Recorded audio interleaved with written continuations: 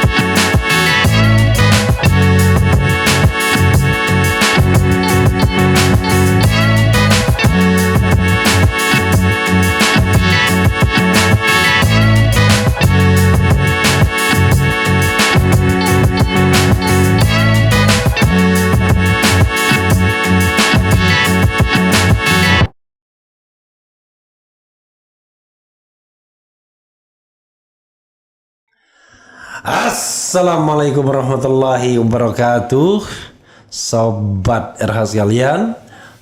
Jumpa lagi kita di channel yang keren ini. Keren. Ya, sobat RH sekalian, walaupun saya baru datang dari Pasuruan ya, menyaksikan fenomena Anies Imin, ada kampung Amin, dan diskusinya tidak dipersekusi. Masya Allah. Aman ya? Aman ya. Itu menunjukkan bahwa pengaruh Imin luar biasa ya. Ketika Amin, maka lebih enak kita mengkampanyekannya di Jawa Timur. Tetapi tetap saja ada yang mengatakan turun katanya ya.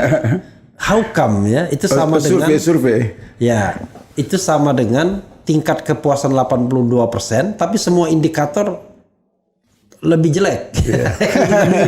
Indonesia rupanya perlu paradoks. Karena banyak paradoks, kita hadirkan Faisal Asegaf.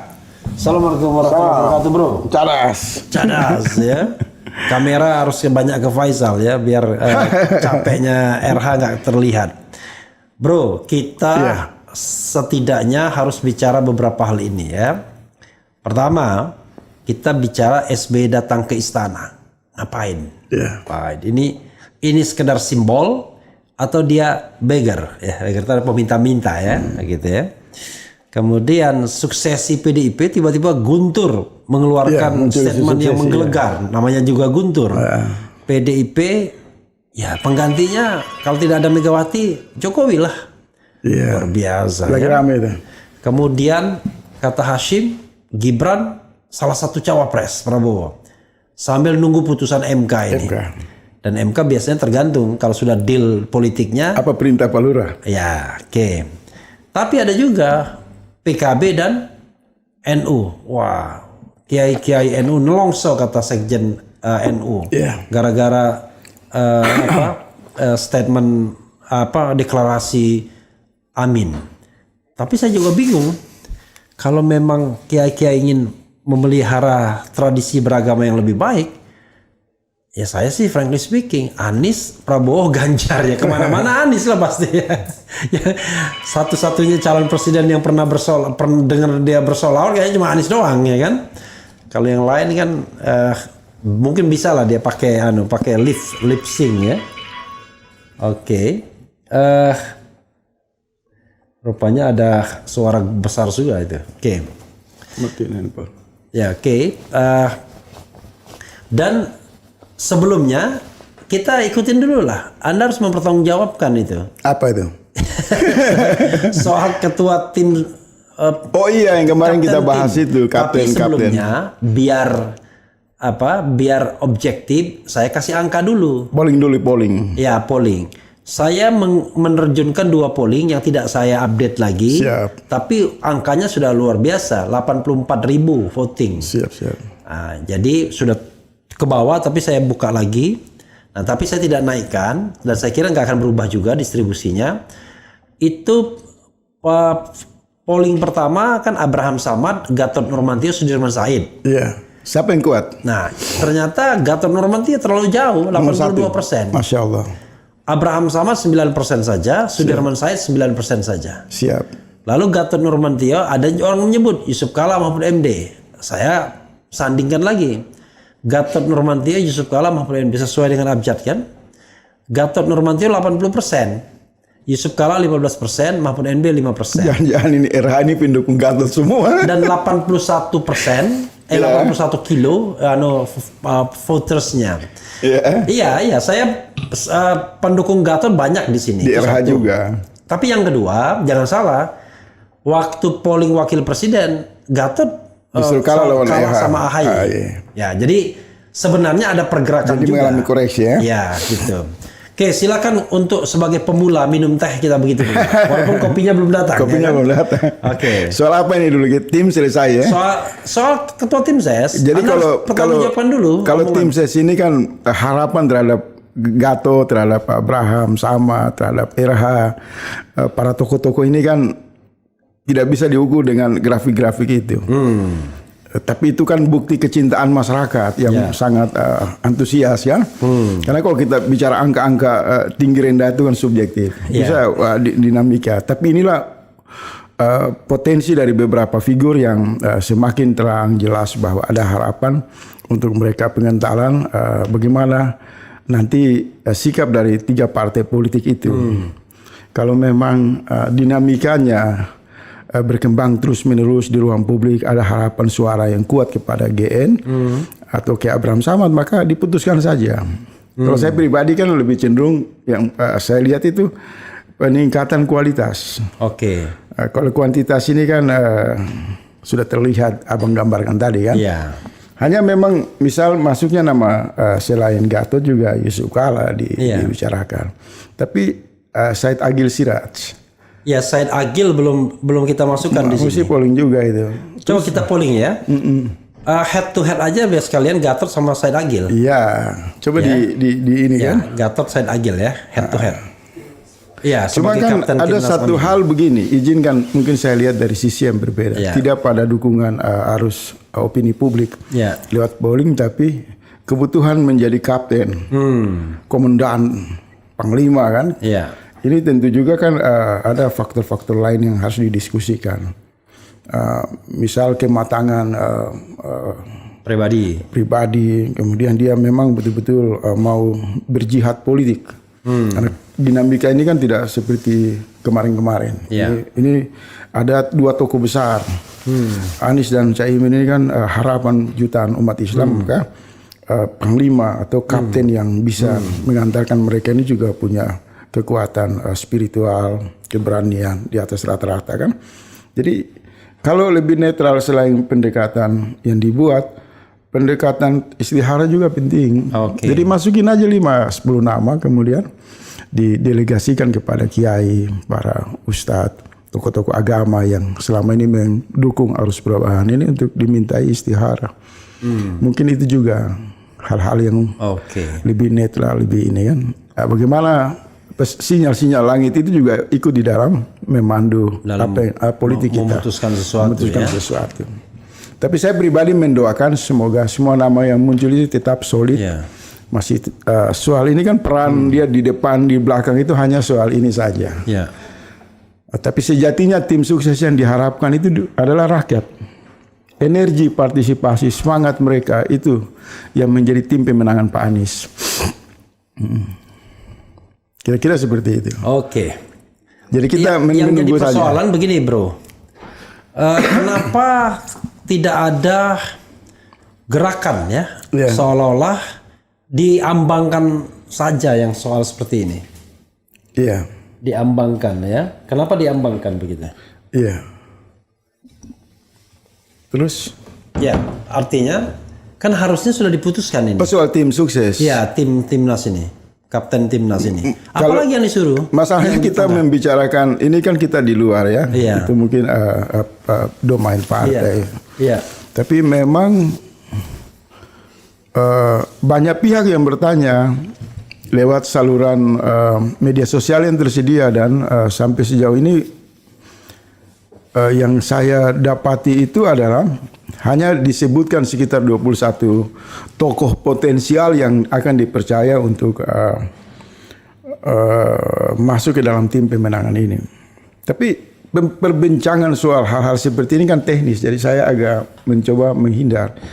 Maka saya kira sejumlah nama yang sudah diakomodir mungkin masuk daftar harus segera untuk diumumkan. Karena kalau lambat juga kan, iya kan? Iya.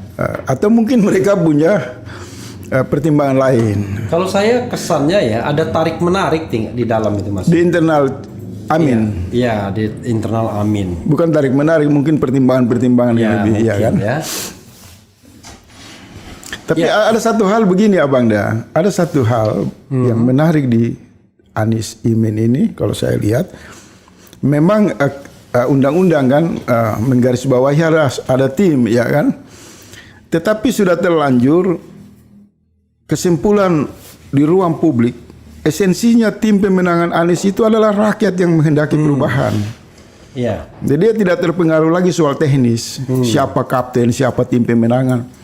Tapi ujung tombak pemenangan perubahan Anies Imin itu adalah seluruh keinginan rakyat yang hari ini kan bergerak di Pasuruan, bergerak di Sulawesi, bergerak di Manado, bergerak di Maluku, bergerak di Sumatera, di Aceh. Nah, bagaimana mengorganisir ini kan? Maka banyak cara di sana tersedia untuk mengorganisir kekuatan rakyat lewat channel RH ini kan juga berkontribusi besar. Terus-menerus menggulir opini secara konstruktif, melakukan edukasi politik, kursus-kursus politik, mendorong semangat, menyebarkan isu-isu yang konstruktif, itu juga sudah masuk ke dalam hal yang disebut dengan bagian dari tim pemenangan. Bro, ya, kita santai-santai bro ya. Oke. Ada makanan di depan sambil makan nggak apa-apa. Boleh. Kapan lagi biasa nih. Podcast bisa sambil makan mangga kan? Makan dulu bro. Ini podcast paling santai sudah nih. Ada kopi, ada mangga. Khusus terima kasih Terha. Ya. Luar biasa manis juga. Ini pribumi punya apa diimpor dari China? Nggak tahu. Pokoknya makan aja kita. Kalau mangga tidak disegera makan itu nggak bagus dia. Selanjutnya. Iya, silakan. Saya kira timnya kita menunggu aja keputusan dari partai politik ya. Karena kita berada di luar, tapi kita doakan semoga apapun yang mereka putuskan yang terbaik bagi jalan untuk memenangkan Anies dan Imin. Oke, jadi sudahlah ya, kita tunggu aja. Tapi jangan lama-lama juga ya. Iya. Agar tidak ada apa gimana rasanya ya. Oke, kita akan bergerak ke soal yang berikut ini bro ya. Iya. Yaitu kunjungan SBY. Oh iya. Nah kunjungan SBY ini kita tahu bahwa ada drama sebelumnya, ya drama pengkhianatan dan lain sebagainya. Akhirnya dia lepas dari koalisi perubahan, mendukung Prabowo. Prabowo masih dekat dengan istana, ya kan? Apa yang Anda lihat dalam hal kunjungan ini? Observasi Anda sekritis-kritisnya.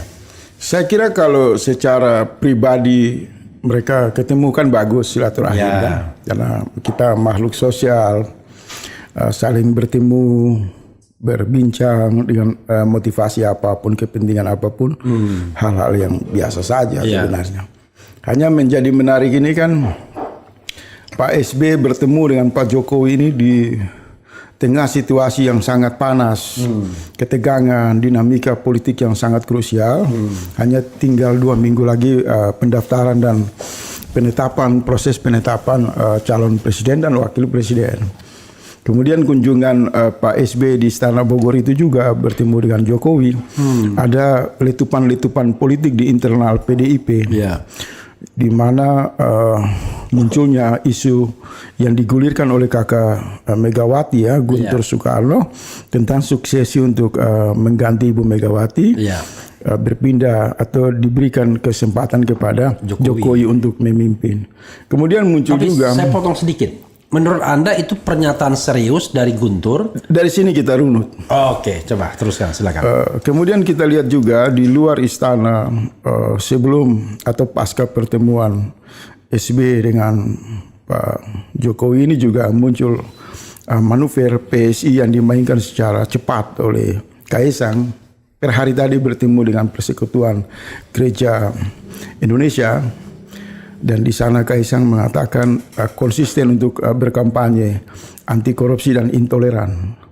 Dan kemudian juga kita melihat juga pertemuan SBY Jokowi di tengah-tengah hiruk pikuk calon wakil presiden dan nama Gibran semakin menguat. Jadi ini kalau ditanya apakah pertemuan SBY dan Jokowi sangat strategi dan penting, menurut saya penting.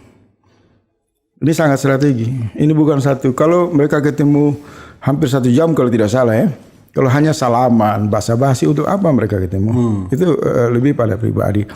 Hanya kan pertemuan 2 tokoh ini, di mana SB adalah presiden 2 periode dalam sejarah reformasi. Kemudian juga punya dinasti politik yang disebut dinasti Cikeas. Bertemu dengan dinasti baru. Namanya dinasti Jokowi yang baru mempromosi Kaisang memimpin partai. Dinasti Jokowi Dinasti Jokowi. Karena dia punya tempat yang kalau saya Solo, izinkan saya perkenalkan dinasti Firdodo. Firdodo, itu versi saya. Nah, pertemuan 2 tokoh ini dengan latar belakang sama-sama presiden dan mantan presiden. Ini kualitas. Kedua, mereka berdua juga 2 periode. Pada tahun depan Jokowi 2 periode. Kemudian SBY ini punya anak pimpin partai ketua umum Demokrat. Dan sekarang Jokowi punya anak juga pimpin partai PSI. Dan tidak boleh diremehkan. Ini karena kalau dia dimobilisasi ke PSI bisa kalah Demokrat. Bisa jadi. Dan awal pembentukan partai misal Demokrat juga tidak datang dari awalnya biasa-biasa saja, tapi kemudian mampu membuat lompatan besar pada 2004. Dan sekarang kita lihat sepertinya Pak Jokowi juga mengikuti cara Demokrat. Ingin melakukan lompatan besar yang menimbulkan gejolak, spekulasi dan berbagai penafsiran di internal PDIP. Tapi kembali pada poros pertemuan 2 dinasti ini, kan tidak salah juga kalau orang kemudian melihat bisa saja mereka berbicara tentang bagaimana memesrahkan, memuluskan jalan Kaisang yang ketua umum dan juga AHY. Karena jadi aliansi strategis. Jadi mungkin juga mereka berdua ketemu untuk bagaimana memanggungkan kedua anaknya yang sama-sama dua putra mahkota ini tetapi di sisi lain juga, karena yang menonjol itu kan 3 dinasti. Dinasti Cikeas, dinasti Firdodo yaitu Jokowi, dan dinasti Bung Karno. Nah kemudian orang juga mengatakan pertemuan SBY dengan Jokowi itu terjadi karena Ibu Mega menutup pintu sebelumnya. Kan SBY sempat memohon-mohon untuk ketemu dengan tapi Ibu Megawati.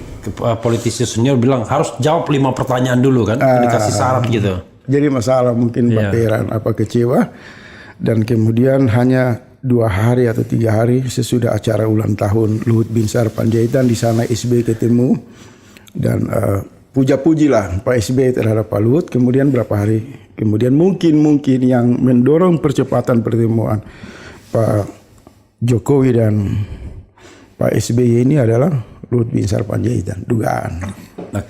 Karena selama ini kan Pak SBY 2015-16 kalau tidak salah, bahkan sering diulang-ulang oleh Pak SBY itu, saya ini ada pihak ada pihak yang selalu mencegah pertemuan SBY dengan Jokowi. Itu kan sempat ramai dibicarakan. Ternyata setelah ketemu Pak Luhut di acara ulang tahun kemarin itu kan, dari situ dengan cepat istana buka pintu. Maka bertemulah dua tokoh dinasti ini.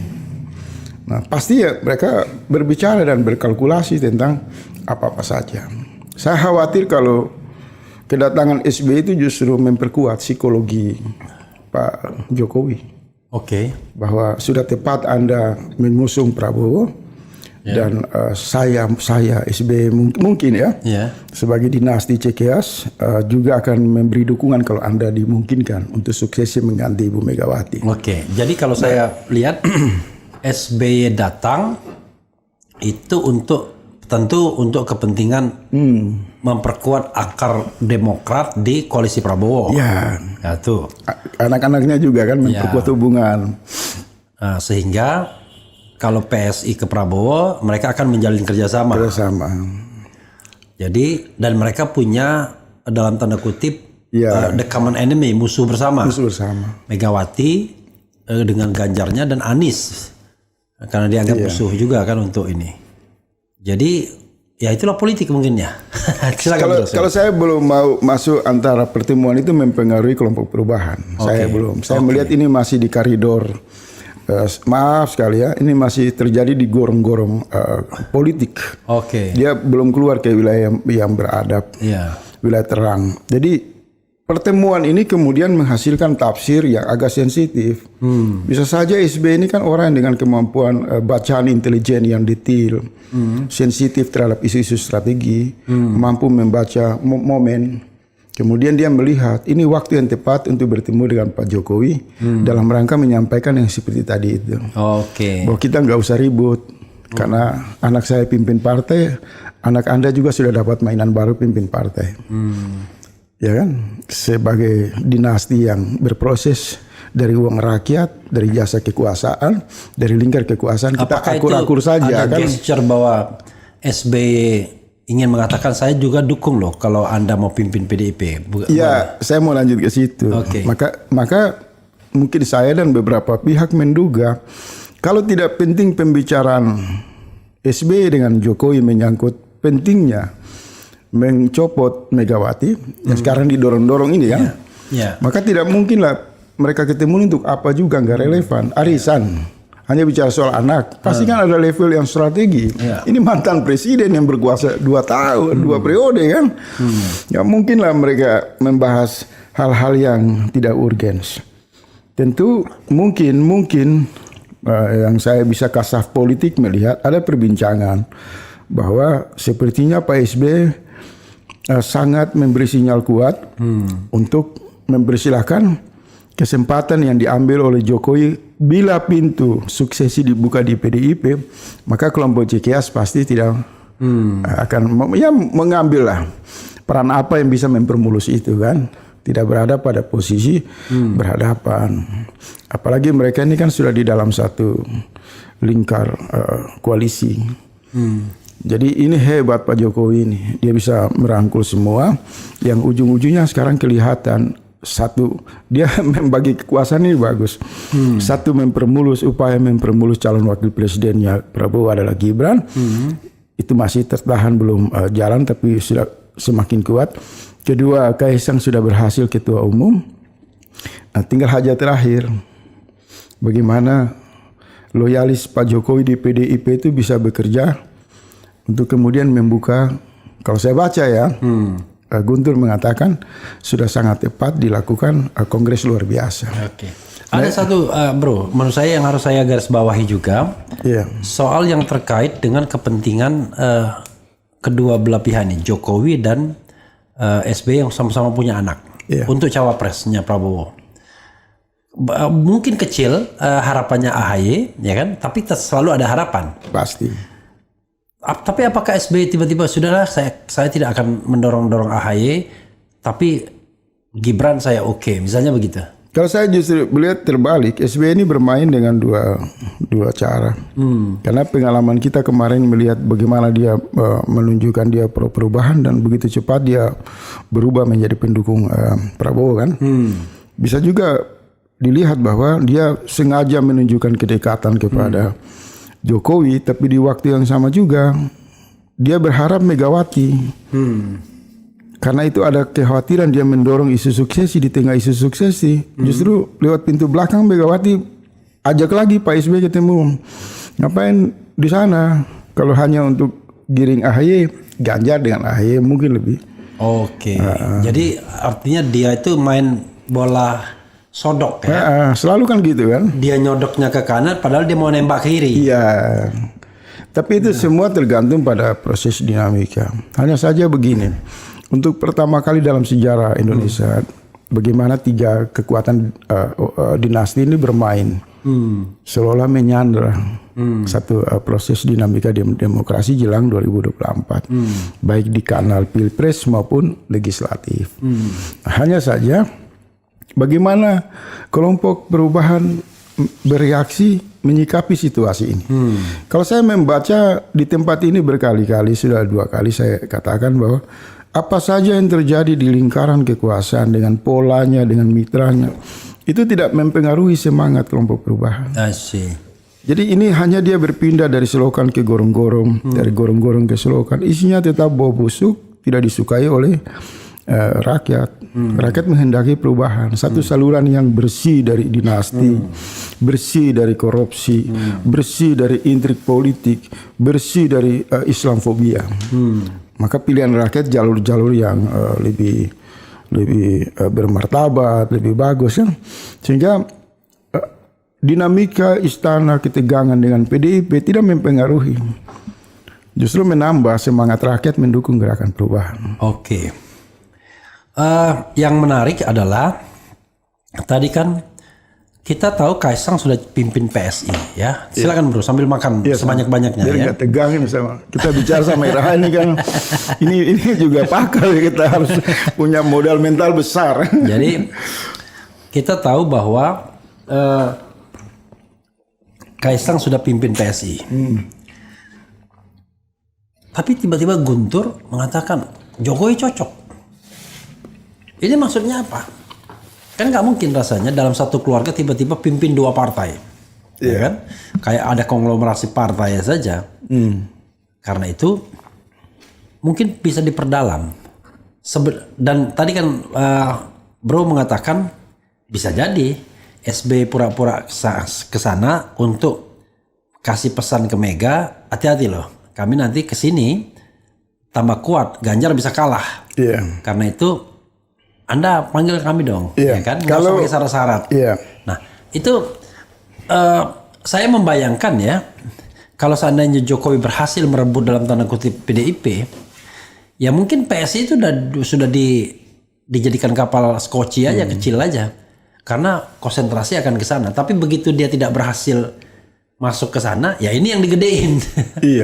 Coba. Kalau saya begini. Kalau propaganda itu datang dari almarhum misal Rahmawati Soekarno Putri, maka muatannya kebencian atau ketidaksukaan terhadap Megawati. Ya, walaupun saudara kandungnya.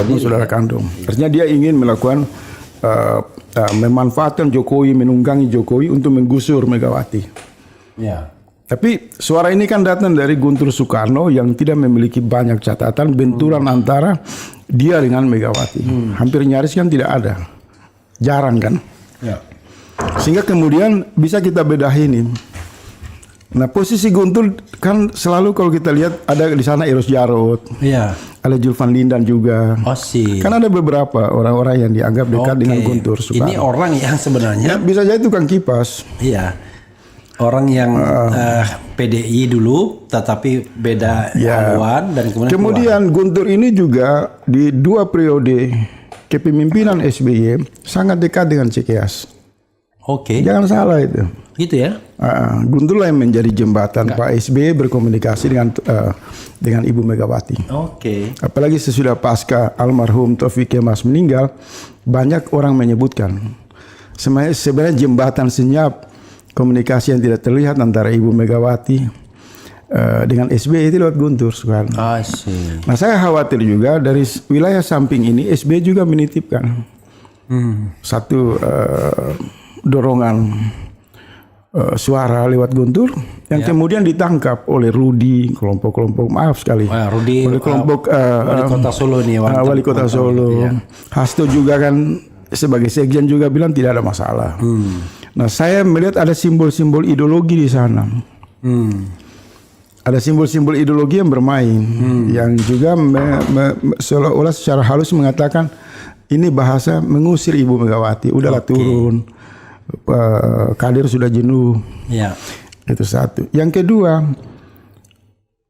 bahasa suksesi terhadap Ibu Megawati ini juga mungkin di meja Pak Jokowi itu sudah punya kalkulator juga. Oke. Sudah menghitung dengan cermat berapa DPC, berapa DPW yang sebenarnya pro ke Ibu Mega dan pro ke Jokowi.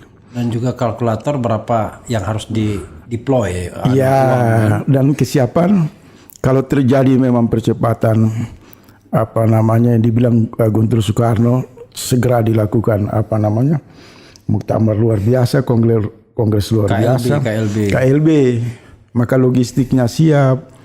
Tentu sebagian besar DPC juga mungkin pingin penyegaran. Sudah dikondisikan juga. Sudah dikondisikan. Nah, kita lihat begini. Ada satu hal juga begini ya Bang. Saya itu mengamati ketika acara Raker keempat itu dibuat kemarin di PDIP. Tiba-tiba saya lihat kenapa Gibran sebagai DPC bisa satu rombongan dengan Ibu Megawati, satu rombongan dengan Presiden Jokowi, Hasto dan Puan. Di situ kan satu rombongan. Ketika masuk ke ruang kongres, kan tentu kalau kita bicara dari sisi pendekatan organisatoris, kalau bicara dia prestasi wali kota, banyak PDIP punya wali kota. Kalau dia ketua DPC atau DPW banyak juga kan. Kenapa tiba-tiba seperti itu? Ada karpet merah gitu ya. Karpet merah ini juga memberi kesan ketika tidak ada satu kader PDIP memprotes kesenjangan, diskriminasi yang digambarkan seperti itu, maka sebenarnya memberi pesan kuat ke internal maupun ke ruang publik bahwa secara psikologi Jokowi itu sudah menguasai psikologi internal. Karena kan itu sensitif, bisa menimbulkan saling. Kalau saya misalnya di organisasi marah saya, nggak boleh kamu karena anak presiden. Jabatan kamu kan ketua DPC. Jadi bro, kalau urusan anak presiden, wali kota itu di luar kongres, di luar forum-forum partai. Jadi yang bebek lumpuh itu Megawati bukannya Jokowi ya? Kalau dilihat model begitu. Ya seperti itulah. Soalnya yang menarik adalah Jokowi ketika di akhir kekuasaan ini bukan seperti orang lemdak office ya, makin punya pengaruh besar, punya penetrasi kemana-mana. Dan bahkan permainannya yang luar biasa adalah dia diberikan kesempatan untuk pertama kalinya secara layak untuk memberikan sambutan dalam arena PDIP yang dulu ketika dia masih menjadi presiden baru awal-awal aja dia nggak dikasih kesempatan. Sekarang ketika dia sudah mau pensiun malah dikasih. Yang kedua, kalau kita lihat juga kepada Prabowo dia bilang ini giliran Anda, kepada Ganjar dia bilang kalau sudah dilantik ketahanan pangan. Jadi terkesan semau-maunya dia untuk mengatakan saya hari ini Ganjar besok Prabowo, tanpa Ganjar dan Prabowo plus pendukung-pendukungnya itu bisa berkutik. Artinya begini, ini satu konsolidasi kekuasaan yang membuat semua pihak, termasuk SBY juga kan, ketika datang ke istana itu juga secara mula mengirim pesan kepada publik bahwa dia datang terpaksa berjabat tangan dan mengemis lempar handuk. Orang yang hampir 10 tahun mengklaim diri sebagai penyeimbang oposisi itu juga datang kepada orang yang dia anggap dia sepelekan. Tadi juga Abang udah gambarkan kekuatan dia di internal PDIP dan lain-lain. Bagaimana juga dia mengambil langkah-langkah keputusan yang tidak bisa dievaluasi, misalnya KN dan lain-lain. Berarti ini satu kekuasaan dengan kemampuan konsolidasi politik yang saya bilang jangan dilihat sederhana. Kan waktu pertama kita ngomong di sini mengatakan ini bahaya. PSI kan semua orang kan WA saya. PSI itu kan buzzer saja. Mereka nggak membaca ini satu rantai konsolidasi yang disiapkan matang semacam serbuan yang sudah diorganisir dengan target-target. Serbuan kepada perubahan, mereka akan mengancam. Serbuan ke kelompok yang partai politik dan sekarang mengekspansi wilayah PDIP. Dan ketika Rudi, Hasto dan hampir sejumlah elit-elit PDIP mengatakan secara santun bahwa terbuka memberi kesempatan Pak Jokowi memimpin PDIP, ini kan goncangan yang luar biasa. Artinya tinggal selangkah lagi kalau ada satu kelompok panitia kecil mengatakan kita bentuk panitia nasional, mengevaluasi kondisi, lalu mendorong muktamar luar biasa atau kongres luar biasa. KLB, saya kira apa yang disampaikan Guntur itu bisa terjadi. Kalau kebutuhan Pak Jokowi masih tetap berharap Prabowo berpasangan dengan Ganjar. Oke. Karena itu yang pesan oligarki yang agak berat. Karena menurut Jokowi, kalau kita lihat di Kongres itu kan benturannya kuat. Ketika dia berbisik ke Ganjar kalau Anda dilantik, dia tidak mengatakan presiden atau wakil presiden. Dilantik loh. Iya. Berarti kan bisik-bisik yang tidak diumumkan itu kan wapres. Iya. Kalau Anda dilantik sebagai wapres. Iya. Ya itu kan.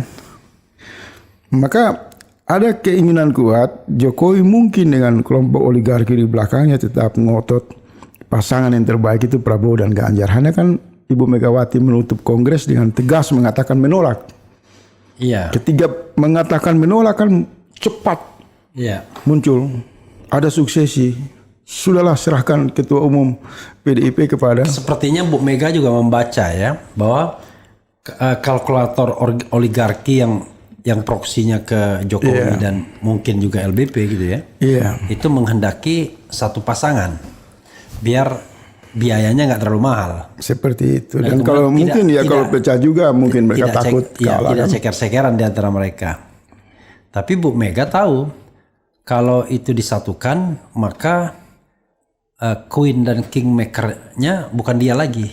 Jokowi. Dan berpeluang lebih cepat dia pindah untuk mengambil partai kan? Iya, karena dia jauh lebih kuat, lebih determinatif. Tapi kita lihat begini, ketika Kaisang dipasang sebagai ketua umum PS, sampai hari ini kan takut. Reaksi-reaksi PDIP itu kan tidak berani. Iya, padahal sementara hampir semua relawan yang dibesarkan oleh PDIP mendukung Jokowi, relawan ya.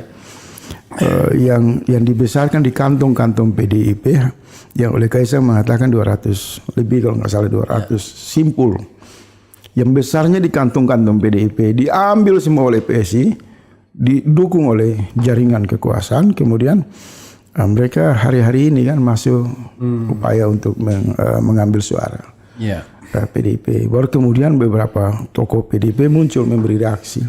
Nah, tadi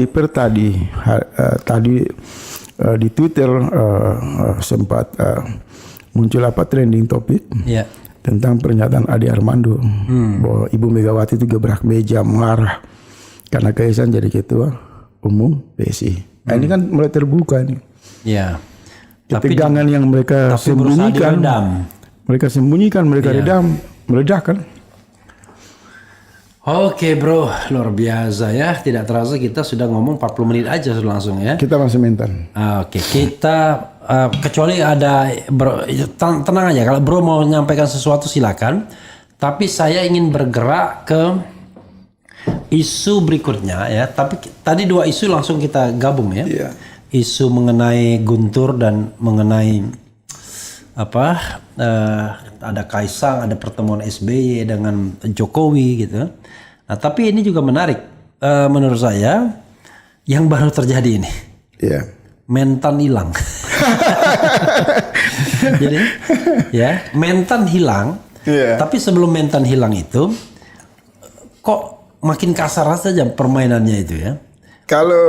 Kalau judul-judul media itu sebenarnya tidak jujur mereka membuat judul. Mentan hilang itu kurang kuat judulnya. Pembantu presiden hilang. Oke.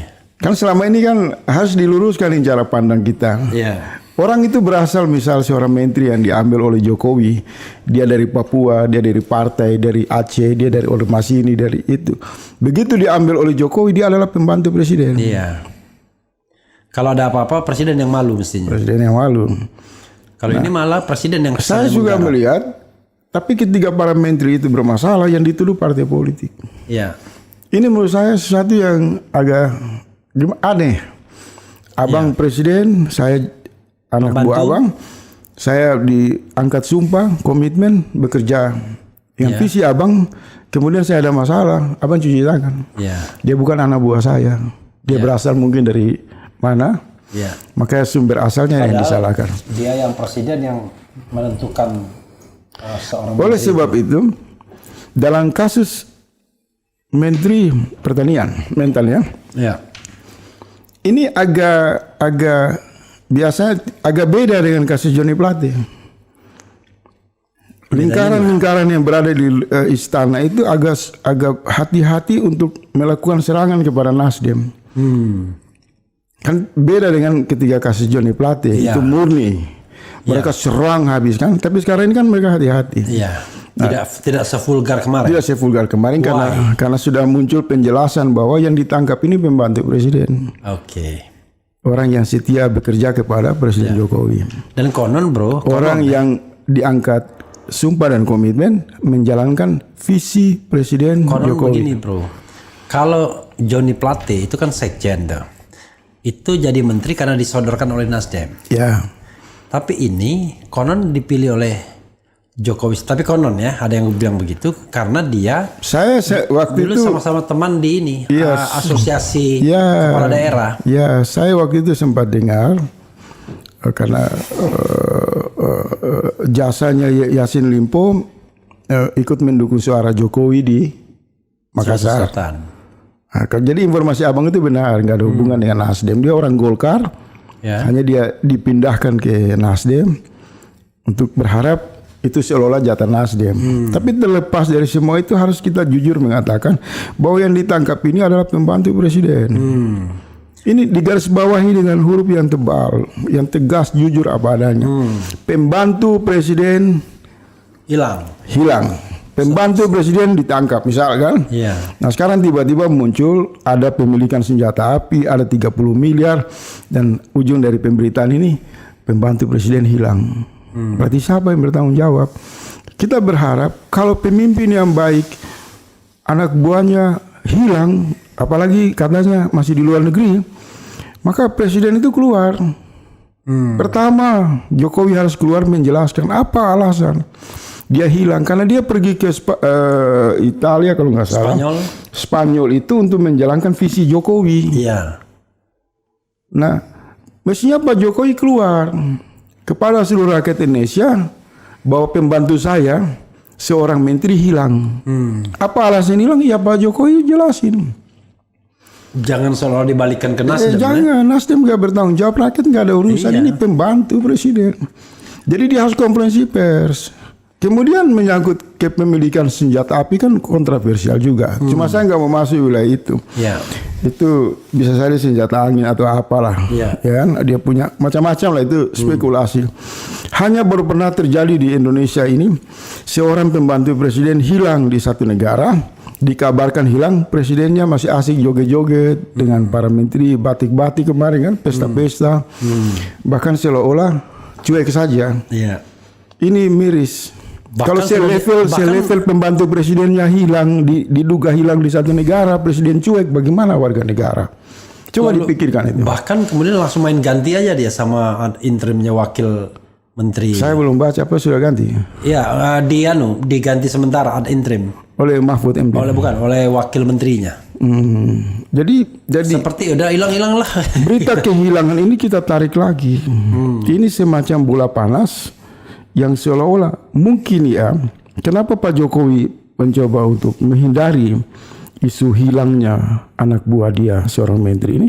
Mungkin Yassin Limpo ini pegang sesuatu juga. Ya, saya juga dengar-dengar gitu. Karena kalau proyek food estate ini itu kan harus melewati alur yang namanya Menteri Pertanian. Iya.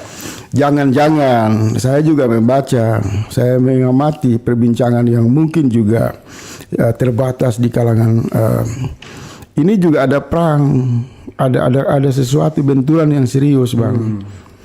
Karena Untuk raker PDIP mengusung krisis pangan. Ya. Tiba-tiba Ibu Mega berbicara tentang agraria, tanah, pertanian yang tidak pernah tuntas. Di waktu yang sama, Prabowo juga food estate. Ya. Kongres berjalan, menterinya hilang. KPK obrak-abrik kantornya, rumahnya. Lalu Jokowi bilang kedaulatan pangan, saya udah bisikin.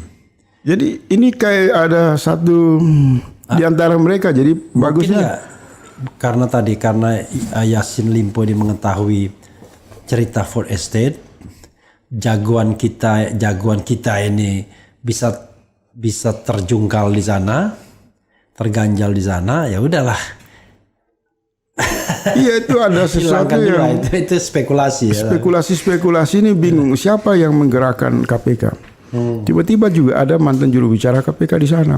Tadi juga berbicara ada 19 titik di dalam kasus ini yang diduga bermasalah dalam proses penyidikan. Di waktu yang sama, Limpo dikabarkan hilang. Presidennya belum menyampaikan konferensi pers resmi. Padahal anak buahnya hilang. Di waktu yang sama ada ketegangan juga di internal PDIP tentang suksesi. Ini kan semua blunder-blunder ini yang nanti kalau lama-lama rakyat berpikir ini sumbernya Jokowi semua. Kabinetnya hancur-hancuran, partai pendukungnya disandra, kemudian terjadi berbagai dinamika yang tidak sehat.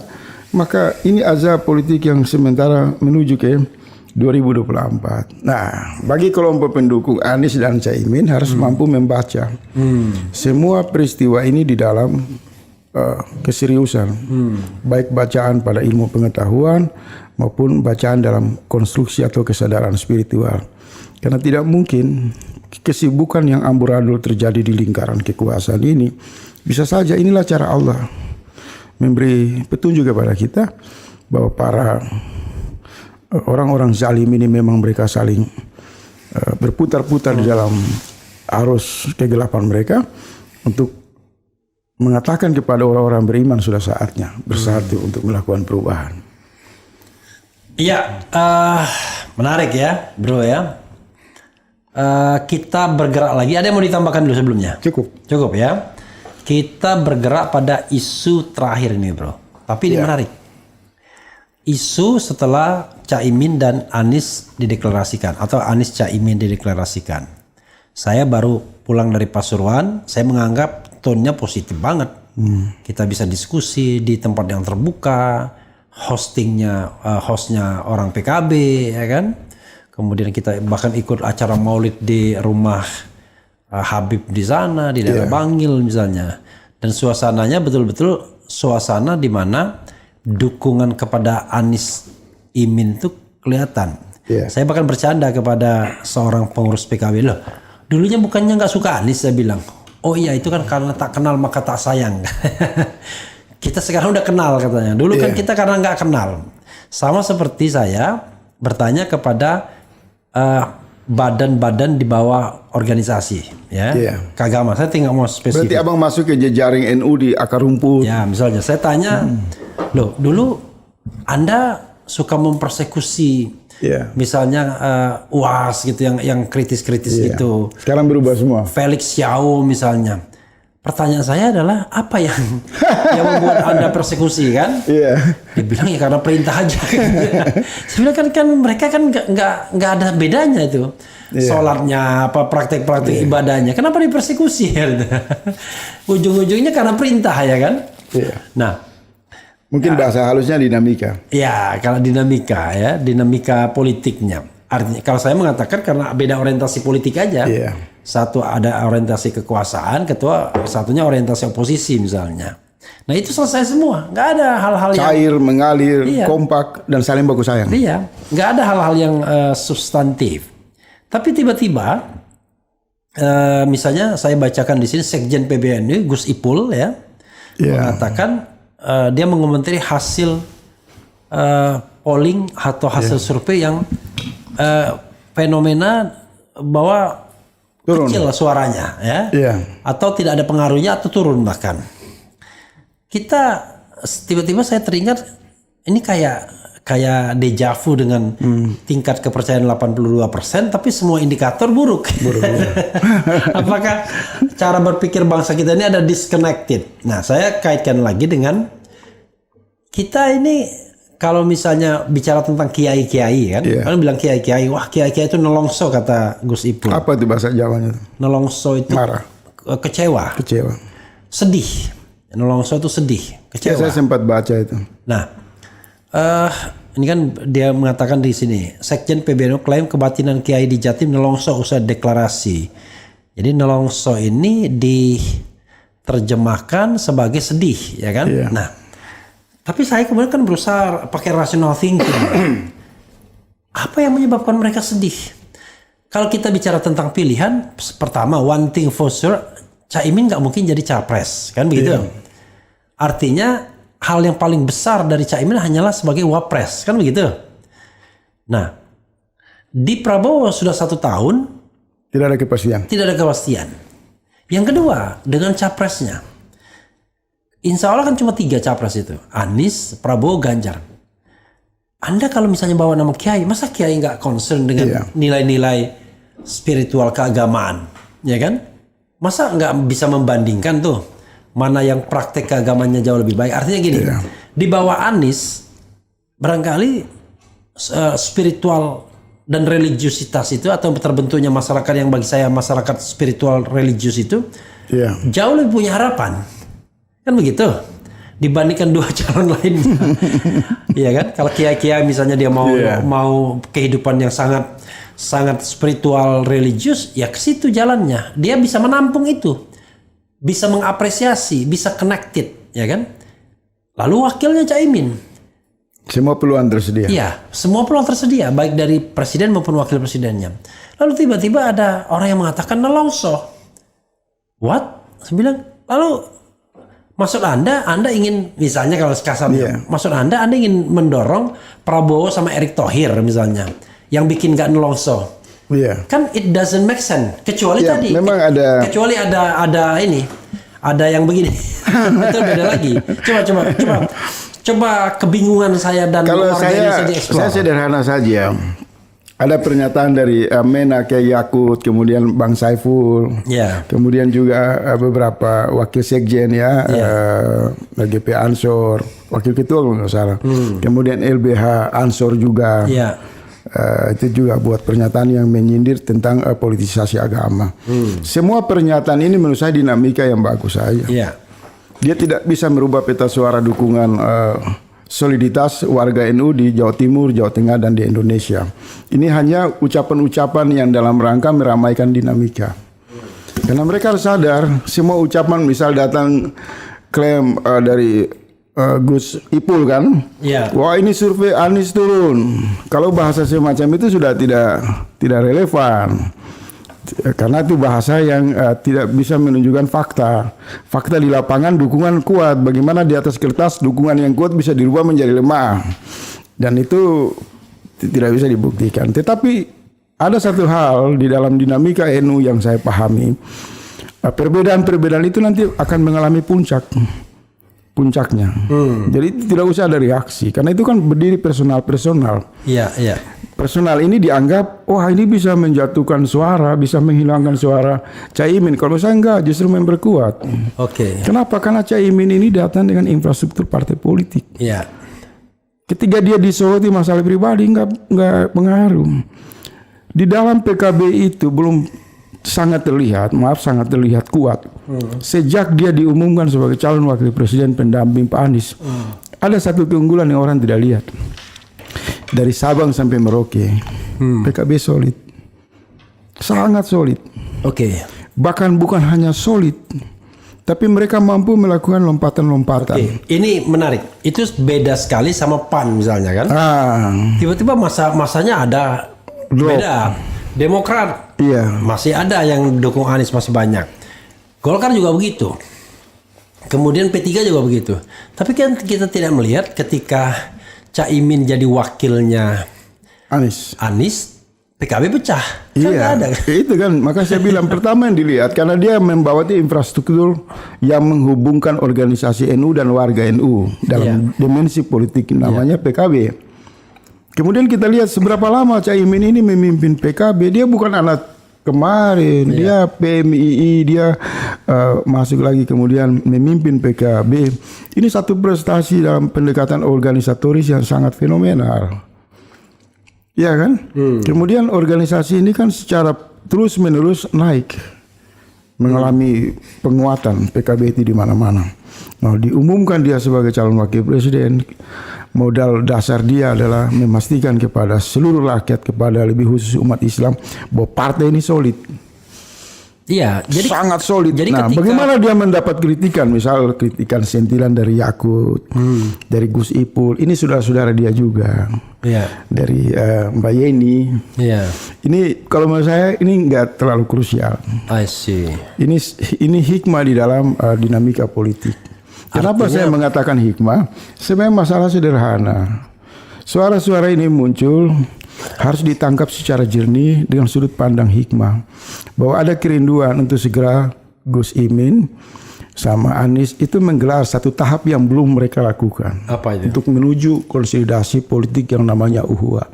Belum mereka lakukan. Padahal saya udah WA Bang Anies. Apa? Mereka segera membuka ruang islah. Islah antara siapa dan siapa?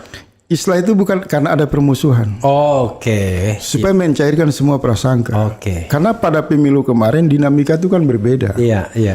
Maka untuk menghilangkan prasangka, tarikan pada dinamika pilpres sebelumnya, maka Kiai, Habaib, Gus Imin, siapalah, RH, seluruh potensi tokoh-tokoh ini segera membuka islah. Oke. Apa gambaran islah? Islah ini karena kita hijrah politik, maka selalu digambarkan dalam sejarah itu satu rombongan yang teraniaya yang menginginkan perubahan, tapi mereka dikucilkan, mereka ditindas di Mekah, maka mereka hijrah. Oke. Begitu sampai ke Madinah kan disambut, tidak ada perbedaan. Iya. Mau warga Madinah, warga dari manapun, dari Mekah, semua itu saudara. Nah, di dalam politik jembatan ini belum dibangun. Lewat pesan ini saya berharap segera. Bukan antara siapa dan siapa, tapi fenomena ya. Iya, karena begini Abang, pertemuan Gus Imin di Jawa Timur, Anies di beberapa tempat itu sangat bagus, ke toko, ke jantung-jantung. Tapi mereka harus ingat, ada tahapan islah ini mereka belum jembatani. Islah ini adalah satu kelembagaan silaturahim. Orang harus ketemu semua.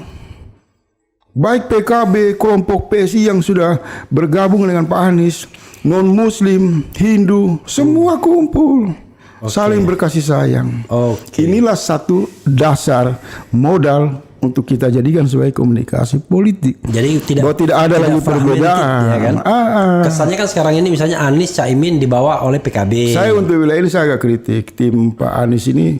Maaf, saya harus menggunakan sikap kritis saya. Mereka belum mampu mengelola ini. Jadi mereka belum mampu mengorganisir, dan saya membaca mungkin Pak Anies sengaja membiarkan dinamika ini tumbuh secara natural dengan keragaman partisipasi, kemudian nanti mengerucut. Nah, saya mau kasih ingat, kalau kita bahas ini panjang soal Islam. Iya. Dia satu energi, dia bukan satu kata biasa. Dia energi yang membawa jiwa, pikiran, hubungan vertikal kita dengan Allah. Islah itu melahirkan Ar-Rahman, Ar-Rahim, kasih sayang. Jadi kalau jalan ini belum dibuka, udah gak usah bicara bahwa Islam. Dasarnya apa? Dasarnya kasih sayang. Supaya tidak ada gap, ini Jawa Timur, Jawa Tengah, ini NU, ini Muhammadiyah, ini Faisal, ini era, nggak ada. Sudah semua melebur di dalam. Itu adalah kondisi silaturahim yang diikuti oleh semua komponen pendukung Anies. Siapapun dia. Saya mau kasih usul. Di mana momentum Islah itu dibuat? Pada tanggal 19 Oktober. Oke, pada waktu pendaftaran. Pada saat pendaftaran di KPU, maka semua keragaman itu turun ke jalan, saling bergandeng tangan dengan penuh rasa kasih sayang. Kita bukan sekedar mendaftar, tapi kita hadir untuk menegakkan prinsip kebersamaan dari anak bangsa, persaudaraan Muslim, persaudaraan keragaman, non Muslim dan semuanya. Itu momentumnya, sehingga tidak rekayasa. Dan Pak Anies sama Caimin kan sudah umumkan tanggal 19 mereka akan mendaftar di KPU hari pertama. Nah, datanglah dengan tema besar. Pendaftaran itu untuk menegaskan seluruh elemen yang berbeda suku, etnis, agama dan seluruhnya datang mengantarkan Anies dan Caimin dengan semangat Islam. Oke. Jadi nanti orang bertemu di sana. Kita undang Gus Ipul, bikin undangan terbuka kepada PBNU, Ketua Muhammadiyah, kepada semuanya. Undang aja. Mereka tidak datang mungkin punya kalkulasi politik. Tapi saya membaca di hati-hati mereka, termasuk Yakut. Mereka masih punya nurani. Hanya ini kan Jokowi ini kan menggunakan pendekatan politik kotak-kotak.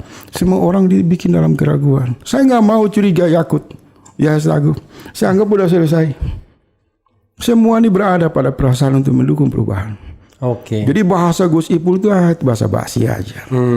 Dalam rangka dia masih mungkin menjaga perasaan Pak Jokowi yang masih berharap Prabowo atau Erik. Tapi di hati mereka saya lihat secara kasaf politik kasih sayang Islam itu tinggi. Termasuk Yakut. Dia nggak boleh bohong sama saya. Hati nuraninya mengatakan harus menangkan Anies dan Caimin. Karena mereka tuh tertindas NU. Mereka sadar itu.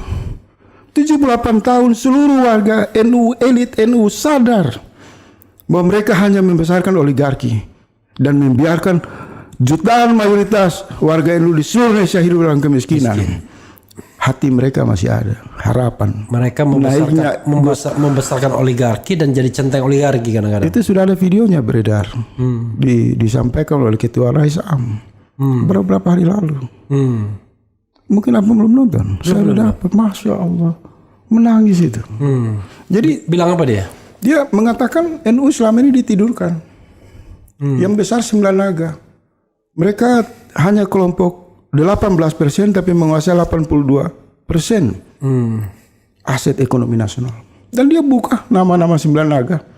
Dia buka pengalaman dia. Ini yang bicara ulama besar yang ada di poros PBNU, Ketua Raisam. Siapa? Muhyar siapa? Oh iya, kayak Haji Muhyar itu ya. Iya. Satu video yang sudah beredar hari ini kan ramai. Jadi ini semua menghilangkan kesan sebenarnya yang terjadi di antara umat Islam ini. Saya lewat forum ini saya Ahyar ya. Jadi saya mau sarankan kepada Bang Anies, kepada Caimin, kepada tim pemenangan dan partai. Memang benar kalkulasi politik dengan manajemen modern, konsolidasi pikiran politik dan lain-lain. Tapi di atas segala itu tempatkan politik tauhid itu mengajarkan kita sederhana. Sederhana langkahnya. Langkah yang diajarkan baginda Rasul mohon dipakai. Supaya jangan kesana kemari, jangan pusing. Ya, umumkan saja tanggal 19 sebagai momentum kita Islam. Tidak ada lagi perbedaan di antara kita. Karena kenapa semua orang yang datang dukung Caimin, dukung Anies itu punya harapan untuk silaturahim dan kasih sayang. Hanya dari sisi pendekatan komunikasi politik, maaf. Timnya terbuka saya mengatakan di sini mereka masih belum mampu menangkap itu. Jadi jangan dibesar-besarkan. Yakut ngomong kritik Caimin, Gus Ipul mungkin sindir Anies, nggak usah tanggapi. Ini suara yang datang dari saudara Muslim, diselesaikan dengan silaturahim, nggak usah dengan perdebatan di ruang publik. Bahwa kita harus solid, jangan buka ruang untuk memperluas politik kotak-kotak. Ya mungkin didengar lagi usulan kita ini. Iya. Kira-kira seperti itu. Luar biasa Faisal. Karena semua ini tertindas abang, Muhammadiyah tertindas, NU tertindas, semua ini tertindas, tidak ada alasan untuk berbeda. Dan kita mayoritas yang tertindas. Ya. Pertanyaannya, rumus politik modern mana yang bisa menyatukan umat Islam yang tertindas? Kasih buat saya, nggak ada. Karena dia tertindas atas dasar kesadaran tauhid, identitas Islam, maka rumusnya adalah panduan Rasul. Rumusnya pakai cara Rasul. Perubahan itu hijrah. Maka pintu menuju titik perubahan yang jembatannya itu disebut Islah. Islah ini bukan karena kita ada konflik. Islah ini manusia semua hilaf. Manusia ini semua punya dosa. Tidak ada yang benar, tidak ada yang salah. Untuk menggugurkan semua prasangka, menghapus seluruh cara pandang yang mungkin terjebak, dan kemudian melihat peluang terbesar untuk memenangkan perubahan yang bisa menjawab, mengakhiri ketidakadilan di Republik ini. Mungkin luar itu. Biasa ya. Kita mendapatkan pemimpin yang jujur, amanah, fatona, ya, sidik, tablik, Dan menyatukan. dan menyatukan. To unite. Kira-kira itu Bang. Oh, tetapi tidak adil kalau kita tidak bacakan komentar Sobat RH kan? Oke. Itu. Berarti sambil saya makan ini dulu. Oh iya, rahmat ini. justru ini kesempatan, bro. Mau coba silakan. Ayo Bang. Ya. Jadi kita bacakan apa adanya ya. Era Jokowi, negara mengajukan permintaan maaf kepada PKI, tanda tanya. Permintaan maaf itu dilakukan oleh pihak yang dianggap bersalah. Jadi perbuatan PKI yang bunuh jenderal, kiai, santri dianggap benar. Rusak. Itu komentar ya. Nanti umum aja kan komentarnya. Iya Bang. Mending naik kodok, nggak ngerti maksudnya. Amin, amin, amin. Itu ada yang buat yang oke. Yang nyinyir ke Anies napasnya bau sep. Oke. Bau. Karawang pilih Amin. Ijazah palsu, kinerjanya bohong, kekuasaan Allah sedang bekerja, atau mubahalah Habib Rizik Syihab sedang berjalan, hanya Allah yang tahu. Oke. Oh ya, nanti saya tanya juga pertama kalinya PKB dan Caimin datang ke Petamburan. Jadi komentarin sedikit ya nanti itu. Rezim plonga-plongo, kemudian cahaya dia Cakra Karawang pilih Amin, Medan Sumut ya pasti Anies, membuat para analis puyeng pusing sendiri melihat situasi politik sekarang, mengunggulkan salah satu tokoh itu nantinya malu sendiri. NU akar rumput Jatim belum menemukan pilihan. Oke. Lagi ya. Ketamburan. Ya, berita paling membuat pahlawan dan rakyat menangis. Presiden minta maaf sama keluarga PKI September 2023. Oke. Kemudian Pak Refli, host merangkap narsum terlalu banyak bicara. Enggak apa-apa lah, bagus. Host kita kan juga punya latar belakang pengetahuan, loh. Ini Bukan presenter standar TV. Iya, dia tidak tahu dia.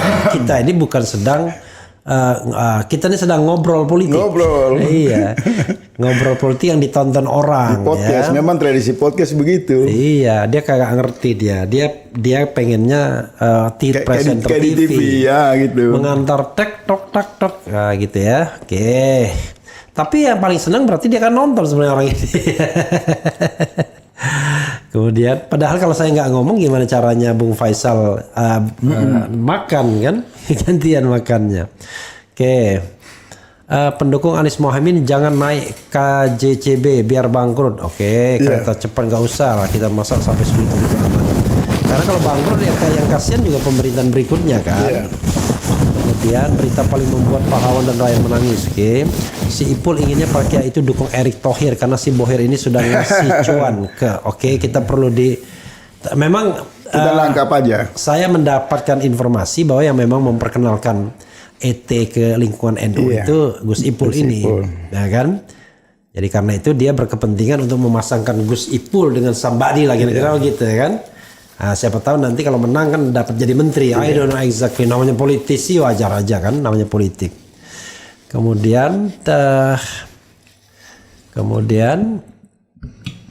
apa lagi nih? Kapan menteri-menteri yang berasal dari PKB di reshuffle? Nah, ini menarik nih. Tidak ada pembicaraan seperti ini. Atau itu taktik mereka. Jadi, Sebenarnya Nasdem dan PKB. iya, taktik mereka. Taktik mereka adalah menunjukkan kesetiaan tidak di reshuffle. Iya. Saya tidak tahu apakah semacam Yakut itu orang PKB atau bukan. PKB. Nah, misalnya kan gitu. Menarik kan? Coba.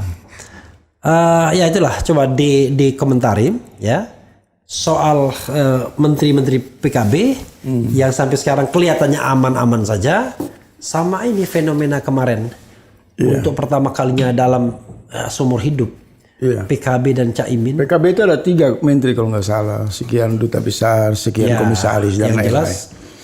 Kalau saya jawabannya sederhana, Bang. Mohon izin karena menurut saya tidak boleh ditarik.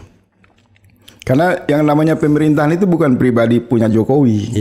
Ini kadang orang salah. Jokowi dipilih sebagai presiden.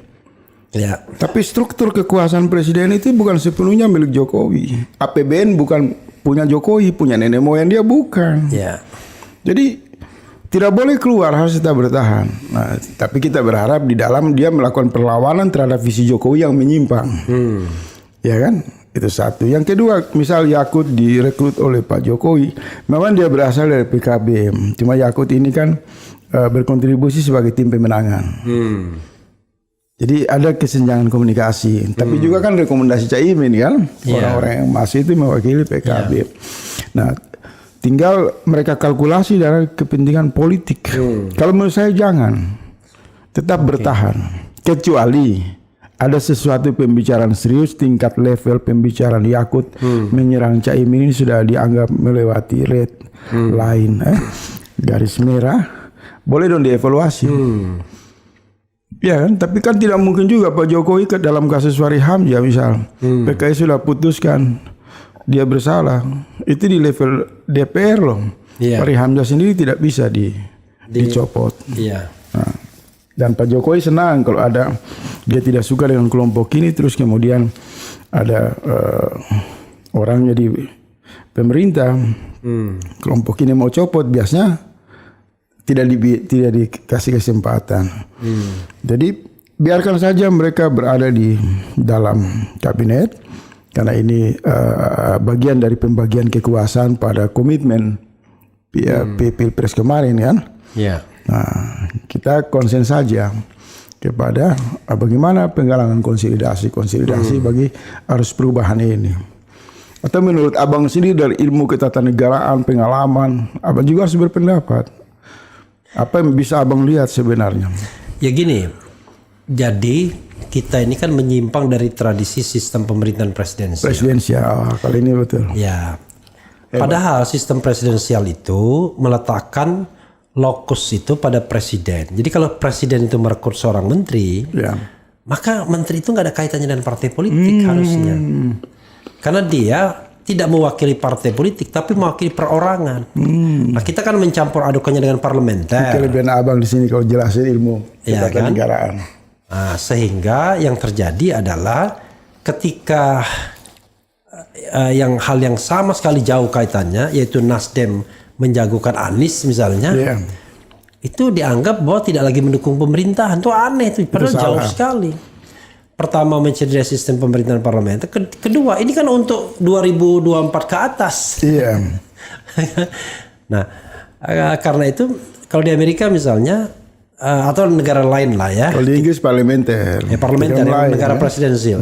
Kita bisa saja ngambil orang, bahkan lawan politik kita, misalnya saya Demokrat, ambil Republik. Tidak ada masalah. Tidak ada masalah. Tapi orang itu, karena dia tahu tugas dan kewajiban dia adalah tunduk pada presiden. Presiden dan pemerintahan. Iya, jadi presiden nggak boleh mengait-ngaitkannya dengan. Jadi pembicaraan di awal tadi abang sudah benarkan dengan sistem presidensial ini.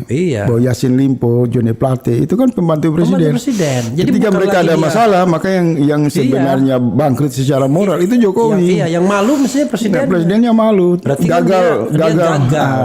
Dia gagal rekrutmen atau gagal menjaga. Ini jenius ini abang punya cara. Artinya menjelaskan ini kan. Jadi nothing to do. Jadi saya nggak salah saya menuduh bahwa Presiden Jokowi yang gagal membina para menteri dan segera keluar untuk benar ya. Benar. Dari sisi presidensialisme. Nah, soal kalkulasi abang, apakah penting PKB membiarkan para menteri mereka ada di kabinet dalam kalkulasi politik? Menurut saya kita harus disiplin saja dengan tadi proporsional ya. Ya. Jadi kalau misalnya PKB menarik menterinya, kita membenarkan seolah-olah ini sistem sistem parlementer. Kok menteri ditarik oleh partai politik? Enggak dong, kita harus setia. Presiden mau menggunakannya, mau berhentikan itu hak presiden. Berarti saya mau nanya lagi, berarti ketika PKB mengusung tokoh perubahan Pak Anies, itu sebenarnya secara moral PKB sudah menyampaikan keluar dari koalisi kan secara partai. Ya secara partai, tetapi kan koalisi itu kan koalisi dalam tanda kutip kan, karena koalisi dalam sistem pemerintahan presidensial yang nggak punya makna apa-apa, ya kan maknanya kan cuma pragmatisme politik sehari-hari. Tapi yang saya mau bilang adalah kita jangan menyuruh partai narik menterinya. Tidak boleh. Nggak boleh. Karena sistem presidensial. Kontraknya lain. Kalau misalnya ditanya, kok masih di sana Nasdem, kok masih di sana PKB loh? Presiden butuh. Kalau presiden mengatakan saya nggak butuh lagi, presiden bisa pecat. Betul. At any time dia. Saya satu pertanyaan lagi, agak bergeser. Saya wawancara. Mudah-mudahan jangan dimarahin orang ini tadi. Ya, saya yang wawancara abang. Iya. Karena podcast ini kan kita bebas dalam perbincangan, dia nggak boleh formal. Inilah kelebihan podcast kan. Abang saya mau tanya, ketika abang mengunjungi seluruh wilayah di Jawa Timur, secara psikologi apa yang abang tangkap, kemudian secara dinamika politik, apa bisa yang abang bagikan ke penonton kita? Oke, kalau seluruh kan tidak. Saya kan datang ke Surabaya. Artinya bisa mengcapture beberapa wilayah Ya, lah. kemudian ke Bangil, Pasuruan, kan daerah-daerah yang bisa dilewatin sana. Yang saya lihat itu adalah pertama diri saya dulu, Siap. ya kan? Sebagai orang yang bukan berasal dari Jawa, apalagi Jawa Timur, Atmosfernya udah mulai beda. ya kan? Lalu saya merasa nyaman-nyaman aja bicara Tidak ada di persekusi. iya, bicara di tempat yang barangkali jauh sekali sebelumnya. Kalau kita nggak kalau kita bicara di Surabaya aja di gedung di Surabaya, it's okay. Saya ini datang ke rumah orang, diundang ke rumah, Iya. lalu di situ banyak masa, kan banyak ini Berinteraksi. Bicara soal pilpres lagi. Iya, bahkan saya bisa dengan santai mengatakan, coba saya menyebut organisasi, mohon maaf, dulu tuh ada organisasi yang dari Nahdlatul Ulama, saya bilang NU, Nahdien. Itu kenapa itu mempersekusi UAS, ya kan? Kenapa itu mempersekusi itu? Ada nggak perbedaan gitu-gitu? Nah, saya membayangkan kalau tidak ada Caimin dan ini dan Anies ini, nggak mungkin saya bisa. Berarti abang mau mengatakan pengaruh mereka sudah semakin kuat di akar penerimaan lah. Iya. Jadi bahkan ketika caleg dari PKS dan PKB itu berkolaborasi, atau di plus dari Partai Umat, ya dari Partai Nasdem, wah kita senang sekali. Karena di Jawa Timur tahu sendiri kan, Umat nggak dianggap enemy. Berarti ada gambaran yang cair, dinamika terbangun, kesadaran politiknya. Ya, itu kemudian, satu. Yang kedua, sebenarnya gini, ini keyakinan saya sejak lama, yang sebenarnya proven. Saya nggak yakin tuh masa di bawah itu terfragmentasi sebenarnya. Nggak yakin. Semua itu digerakkan oleh elit-elit politik dengan kepentingannya masing-masing. Kepentingannya entah itu kepentingan untuk jadi lagi, untuk mengkotak-kotakan massa, memunculkan musuh-musuh sehingga mereka nakut-nakuti rakyat, sehingga mereka mengambil keuntungan. Kenapa? Begitu elitnya kompak, nggak ada masa di bawah ribut lagi. Jadi dulu tuh sama dengan fenomena dengan Megawati. Berarti abang mau mengatakan pengaruh elit atau lebih khusus kiai-kiai NU ini sudah bekerja secara efektif. Iya, sehingga elit di bawah aja. itu juga. Dan akhirnya saya masukkan satu bumbu, yaitu orientasi politik. Itulah yang membuat kemudian orang terfragmentasi. Begitu orientasi politiknya sama, udah selesai, nggak ada perbedaan sama sekali. Nah, saya balik lagi tanya, begitu orientasi politiknya sama, maka kita mendapatkan sesuatu yang kita tidak bayangkan sebelumnya. PKB yang backbone-nya Nahdien datang ke Petamburan. Bahkan Habib Hanif, menantu Habib Rizik, mengatakan ini pertama kali katanya PKB seumur hidup datang ke Petamburan. Komentar. Enggak, kalau saya nggak kaget Caimin datang ke Petamburan. Ya artinya kan mudah sekali selesai semua itu kan. Karena saya tahu Caimin ini orang yang muhibin, orang yang dekat dengan jejaring kiai habaib. Dan dia tidak pernah dalam satu pernyataan, abang bisa cek, tidak ada pernyataan Caimin itu menyerang para tokoh-tokoh misal Habib Rizik. Iya. Dia tidak punya catatan perbedaan yang krusial. Yang saling prasangka, nggak ada. Jadi saya nggak kaget aja. Hanya saja membawa PKB. Orang juga kaget, saya juga enggak juga. Kenapa? Karena sejak Gus Dur, sebelum Gus Dur, semua orang itu bersepakat. Semua umat Islam di Indonesia ini dengan berbagai keragaman itu asuh aja keluarga besarnya. Iya, saya itu juga kata bilang. kunci. Saya bilang, padahal sama aja praktek ibadahnya, sama-sama Ahlus Sunnah wal Jamaah. Ahlus Sunnah wal Jamaah. Makanya nggak ada masalah, kita bilang.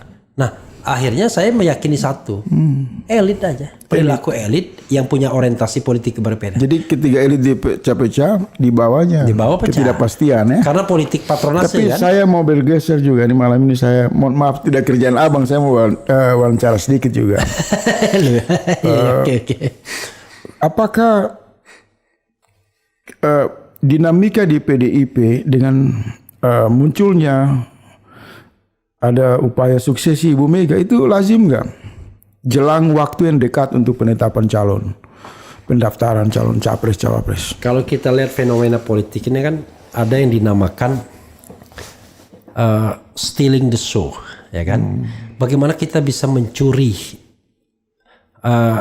sesuatu dari show tersebut? Kita tahu ini ada hajatan besar yang namanya Pilpres.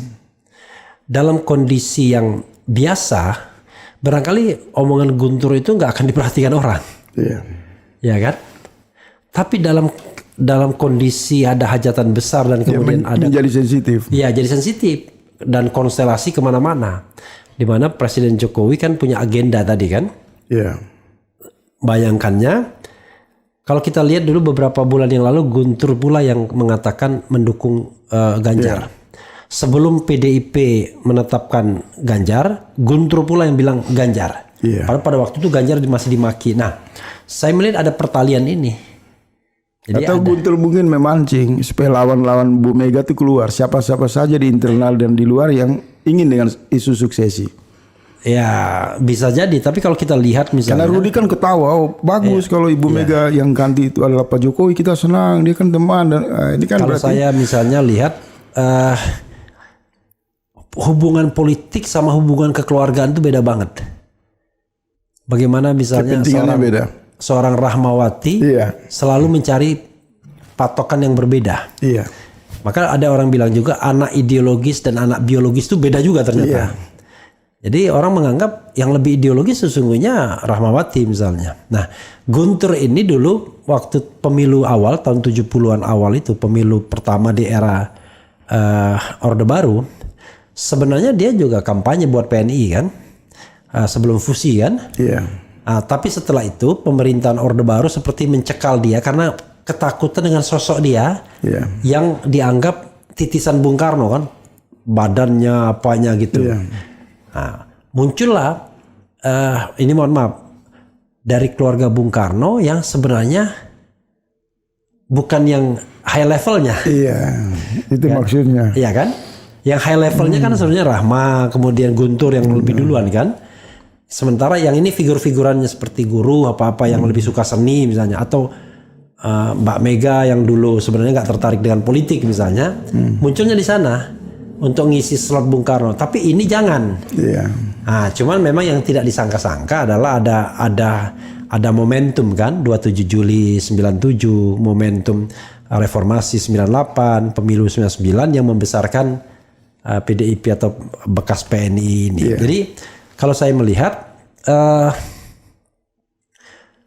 Guntur barangkali juga berpikir ya sebenarnya jangan-jangan dia berpikir PDIP sekarang udah melenceng banget dari ideologi Soekarno. Dari ideologi Soekarno mungkin. Bisa jadi. Ya kan?